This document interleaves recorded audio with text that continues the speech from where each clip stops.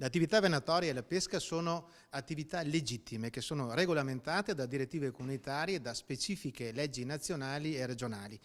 Riteniamo opportuno che chi esercita qualsiasi attività lecita lo possa fare senza essere disturbato e impedito nel suo esercizio da energumeni che, solo perché non condividono queste attività, assumono spesso iniziative che non si limitano al disturbo, ma all'aggressione non solo verbale. Riteniamo opportuno quindi approvare delle norme specifiche che sanzionino sia dal punto di vista amministrativo per quanto riguarda la Regione del Veneto, sia dal punto di vista penale per quanto riguarda il codice a livello nazionale, che intervengono per fare in modo che chi esercita queste attività lecite lo possa fare nel rispetto della legge. Da coloro che possono essere oggetto di sanzioni se disturbano o peggio impediscono la caccia e la pesca sono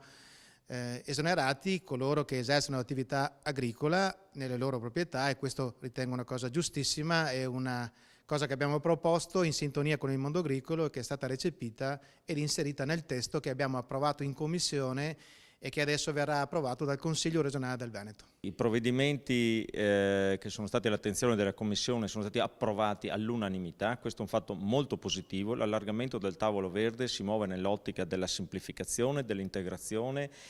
e di una visione più ampia, e il riconoscimento di chi in qualche modo insomma, si è costituito in centrale cooperativa come c'è stato a livello nazionale è giusto, anche questo va nella stessa direzione. D'altro canto l'unanimità espressa dalla Commissione si muove nell'ottica auspicata anche dal mondo agricolo, che rispetto alle tematiche che riguardano il settore primario pone il problema di una forte unità e soprattutto di una forte incisività delle politiche che come Regione dobbiamo attuare, perché sia sempre un punto di riferimento per la nostra economia come lo è nei fatti, e quindi da questo punto di vista l'adeguamento normativo recepisce quello che è una situazione sulla quale occorre lavorare molto più proficuamente rispetto ad adesso.